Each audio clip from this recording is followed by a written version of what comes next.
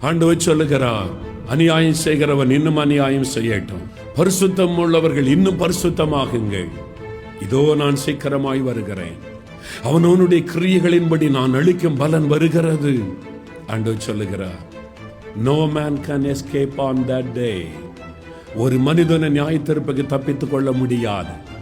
கடவுள் இல்லை என்று சொல்லுகிற மதிகேடன் கூட அந்த நியாயத்தீர்ப்பு நாளில இயேசு ராஜாவின் சிங்காசனத்திற்கு முன்பாக நடுக்கத்தோடு நின்றாக வேண்டும். அதுதான் சத்தியம். ஒருவரும் தப்பித்துக் கொள்ள முடியாது. அந்த நாளில் உங்களுடைய நிலைமை என்ன? நீங்க ரட்சிக்கப்பட்டிருக்கிறீர்களா? இந்த ரட்சகரை உள்ளத்தில் ஏற்றுக்கொண்டிருக்கிறீர்களா?